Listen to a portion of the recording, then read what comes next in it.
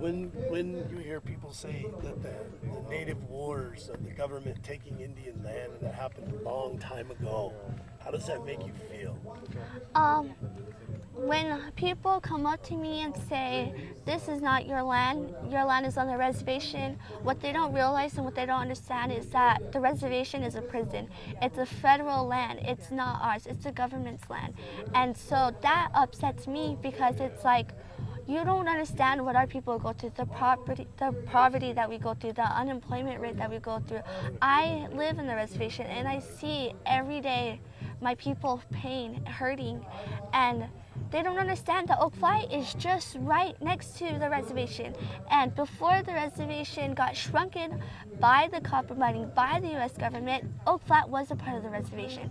And even before that, Oak Flat was our land.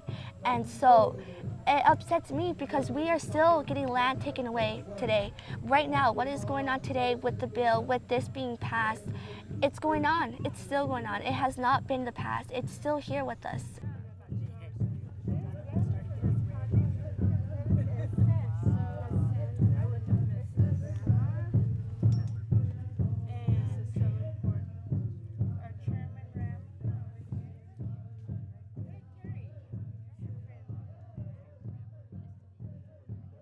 Dagute, she Nolan Pike Gunze, she San Carlos Goliu, Shata Shama, Willie Pike Vanessa Nosi, Shitija, Nijoni and Bonza Pike, Shanale, Shawaya, Wensler and Tasa Nosi and Cindy Nosi, Shacho, Shachina, Chuck and Jelly Pike, she is Dania, she Berdonkahe, she Chirikawa.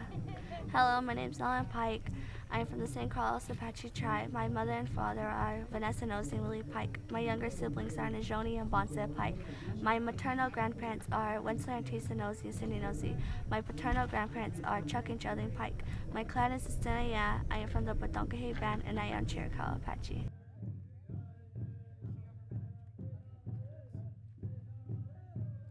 My name is Wensler Nosey. I'm from the San Carlos Apache tribe. I'm a Stinayan, which is to the band of Badonkahe, which is the Chiricahua people.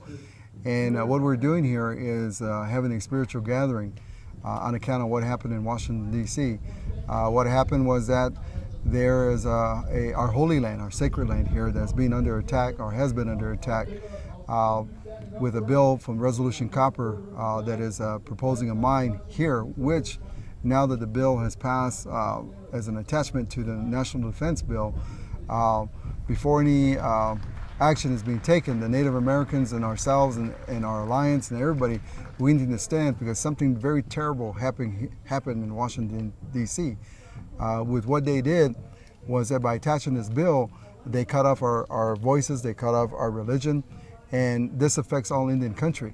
And in the manner they did, it also affects the world indigenous people, only because indigenous people throughout the world also rely on the United States of being the country that protects our kind of people all over the world, that human rights are protected. But with the United States doing what they did, now affects the whole world because now they have no one to lean on. And so we had a walk here from the San Carlos Reservation to here, and it's 44 miles plus, and it's to now unify as people, to stand in solidarity with other alliance, which would mean the Christian people, would mean organizations, even with congressional people, tribal leadership, because we have to push and make sure that Congress takes back what action they made during this lame duck session. And how do you think, we've met some remarkable young people here today, remarkable young Apache people. What do you see for their future if this land goes away to mining? Well, you know, what happens there is that, the example I can give you is that if anybody has any doubt in being a Christian and holding their Bible, many of them will board a plane or get on a ship and go back overseas to cross-reference with what the Bible is, and they go to the Holy Lands. Well, for us Native people, it's embedded in our language, it's embedded in our ceremonies, it's embedded in our songs, and it's embedded in just our character. And so for us in teaching that, and for our children that may question it, can go actually to the holy sites here in North America and touch those places. And no different than the kids that do that with the Bible. That's the difference, because once this is gone, then how are our children going to relate to the holy places? Because it's not overseas, it's here for us. So when people go from here overseas, they respect what God had done there. They hold that dear, because that's important. Well, we don't see the difference, but I guess when greed is involved, for individual people, these kind of things, chaos would happen. So it's going to hurt our children. The ones yet to be born, the ones that yet to bear any children, will have no reference to take their children to, as my mother did, her grandmother did for her, and then now my daughters for their children, my son for their children, especially them. That's going to be gone. Wow, that's an amazing realization. Anya Abchugi, Shannon Rivers, Akamir Autumn, Sapai Mashma. My name's Shannon Rivers. I'm from the Gila River Indian community, and we came, a few members of the Autumn nations came here to Oak Flats in Apache country, and we're here in solidarity and support of the Apache people to oppose the Rio Tinto mining company, and so we come up here to support their struggle. And what's the struggle? Well, the struggle, I mean, the question is not that simple, or the answer anyway. The struggle for their right to live on the land, to have the land undisturbed, to keep the sacred area and watersheds. We want the traditional people and the Apache people to have access to this land, to be able to use it in a ceremonial purpose and whatever purpose they see fit for them as Apache, not by some senator, not by some mining company, and not by the ongoing oppression of indigenous peoples. So, do you think today's event will make a difference? I think coming together, because we have many different races here. We have white, black, indigenous peoples from all over Arizona and California, and we have relatives that come here to in solidarity. Do I think it make a difference? Yes, I do.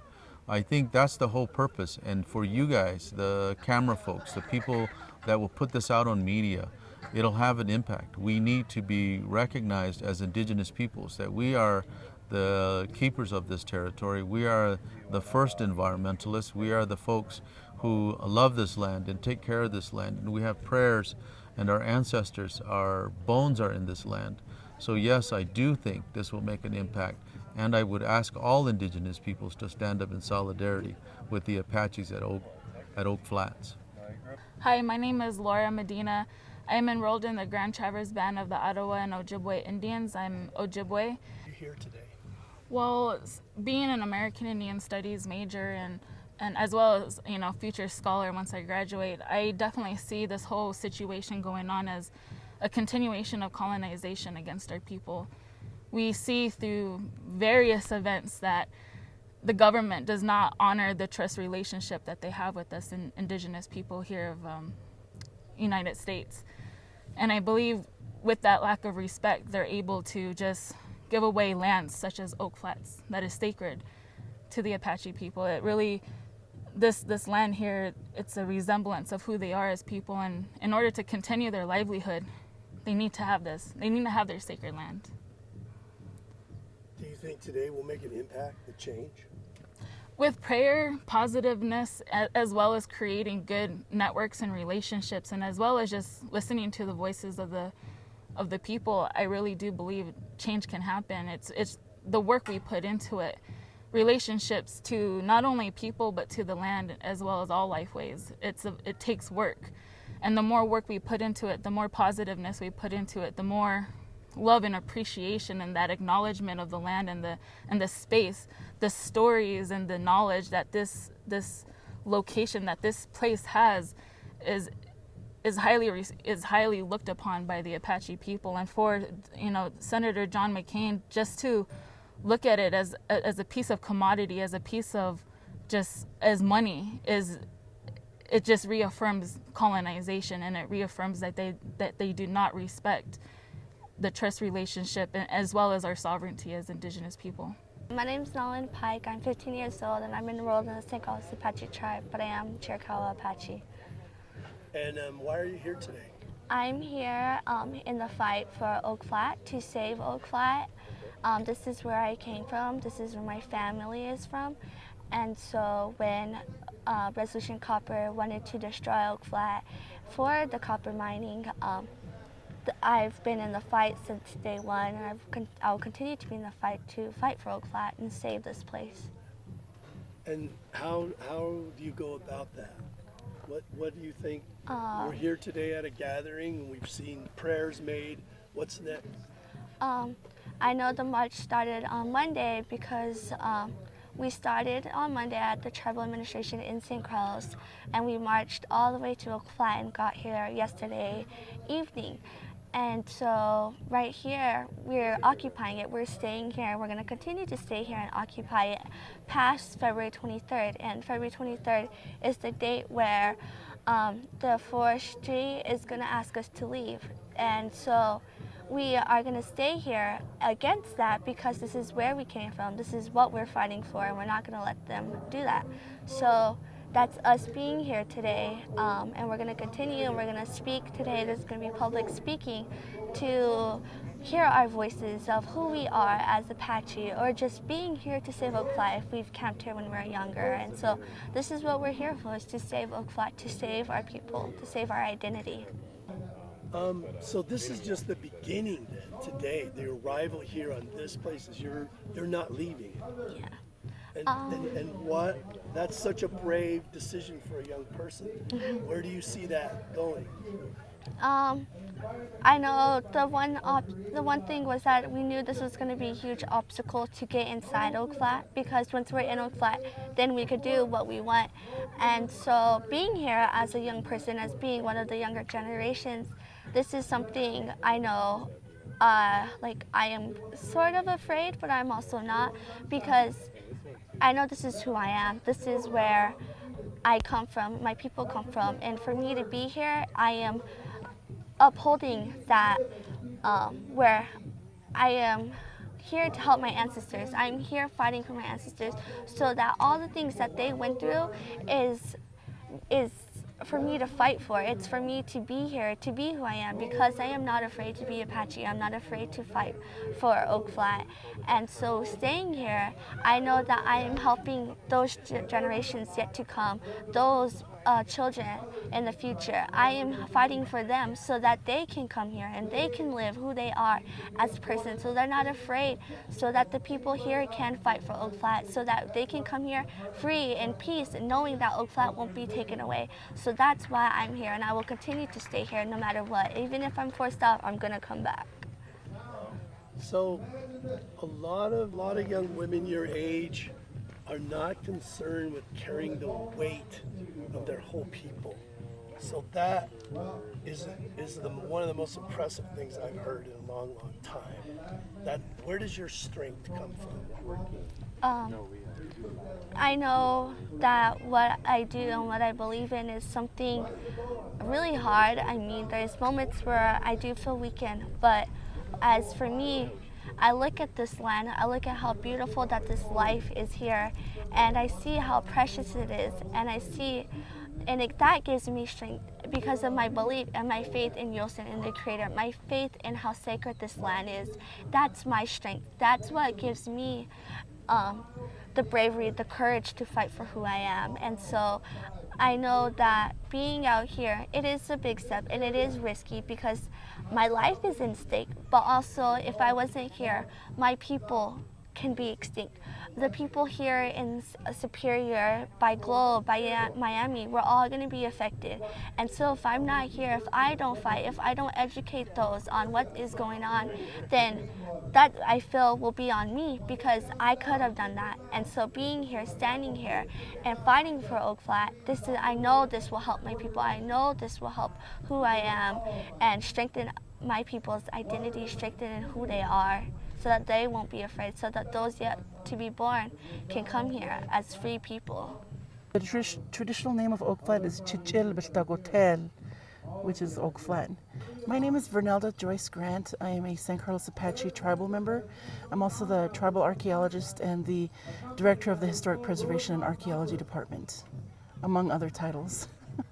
One of my main roles here and all these years, over 10 years, has been to advise the tribe on the cultural resource laws that the Forest Service and the United States government hasn't been abiding by, and most of those laws deal with protection of sacred sites and holy sites. Been working on a proclamation, and this is the second proclamation that has been introduced to preserve and protect Chichilbeltagotel, which is Oak Flat, the traditional Apache name of this place. And I believe that some people have counted the individuals, and it's a little over 300. And I'm sure that people are coming in and out as we speak. So people like myself, and I have some family members and godchildren through ceremonies that are still planning to attend and to camp here as well this weekend.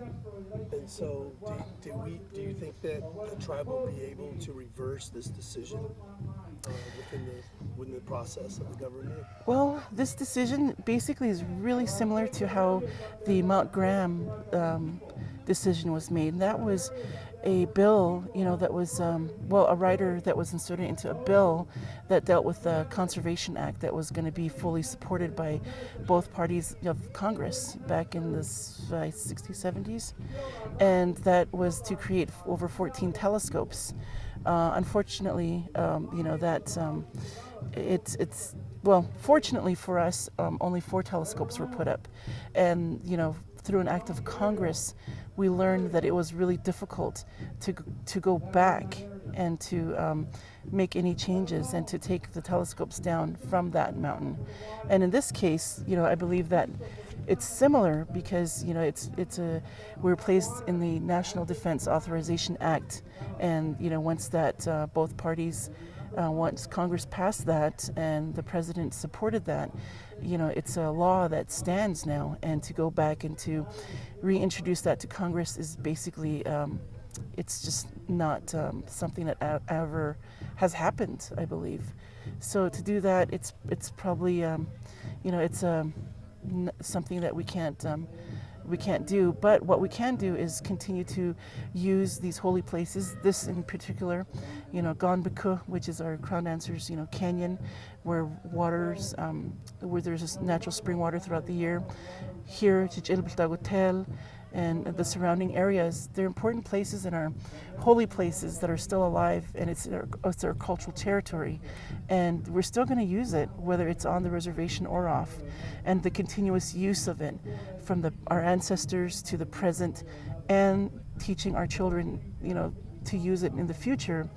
They can't, they can take away and bills, amend things, but you really can't take away the actual footprints and the people, the life, the human bodies that come here. You can't just write that off, so it's without physically killing off and hauling, off people. It's, I think it's come to that point. We need to be here and to occupy it peacefully, and to show that this is a place that's important. It's alive, and not just to our people, but to many people around us, all the different publics. And to see these young people say, this is our holy place, and we are going to occupy this, and we are going to force the government to remove us, because this is our Rome, this is our Mecca, this is our Jerusalem, this is our this is the center of the universe for us. Do you think that average American people could get behind that if they could truly understand the context of this land? I believe the average American can, because I have, I've always said that the friends that I produced throughout my life, in ambassador programs, in internships with the Smithsonian, and things that I've done traveling the world in our dance group, Apache Club dance group, we've made friends, and we've made friends of, I don't want to say the average population, but we've shared how important it is that we practice and that we know our language, that we understand and speak it, that we still sing the songs that are like psalms from the Bible. They're so beautiful, and that the ability to be able to know and have a connection with the lands, and to share that with the average public out there. That really, and not even getting into the food of our culture, which is so delicious, and the stories. It's just such a beautiful thing and experience, and I think that really brings them in, and that's what we continuously do wherever we go. And with those young folks, they're really full of pride, and they're willing, they're always willing to share that. And for me, as an archaeologist and as somewhat of a, and a traditional Apache woman, and coming from a little bit of an activist background with my family, it's always been something that I wanted to stand for. It's something that I do for God. It's something I do for Creator Yusin, Yusin Chita, God the Father. It's something that every time I dance, I dance for God. I dance for Creator. Every time I speak and say things in public and do things in public, I always ask in my prayers that I'm guided by Creator, and that there's a reason why I'm doing what I'm doing as an archaeologist, something that's so 360, of who I really am, way on the other side. And there's a reason, and it's beyond me. And I've always asked for guidance and protection to do the things I do. And I think I believe that, that's living proof of of something that is alive and something that exists and something that's worth fighting for. And that's what makes me who I am, is that connection that I have to the land and to Creator. My name is Winona Benali Baza Negro. I'm a member of the Navajo Nation. I'm also an attorney serving with one of the local Indian tribes in Arizona. And I want to express how crucially important it is for everyone across Arizona to get involved in this issue. It is an issue that certainly not only affects the Indian tribes in this area, but it affects all of us across the state. Many mining companies across the state are trying to get a foothold and are trying to bring back mining to the state of Arizona, and we've seen the destructive forces that it engages in. It destroys the environment, it contaminates our water, it pollutes the air, and as we all know, the mining companies bring us false promises of jobs when in fact many of the money that's made off of mining doesn't stay in Arizona. It goes outside the state, and corporate CEOs collect that money and don't give back to our communities or the state of Arizona. And so Arizona voters, I encourage you to certainly learn more about this issue, get involved, contact your state legislators, contact your members of Congress, and let them know that we need to stand together, protect OPFAC, and repeal the legislation that takes this land out of Apache hands, and we need to restore the land back to the people. A pioneer for our tribe, the late Robert Key, fought for our water rights many, many years ago. And here we are today, so many generations later, another 2 generations later, enjoying the reaps of what they fought for in Congress. We are honored, we're thankful to have leaders like that to fight for our rights. What Chairman Rambler, Councilman Nosey, the San Carlos Apache Tribal Council as a whole is fighting for, it's going to benefit our children and our grandchildren. We're thankful for that as the leaders of tomorrow. Next up, we would like to call upon Dennis Welch, Treasurer for the National Congress of American Indians. Imagine that, here he is fighting for our Apache rights, Oak Flat.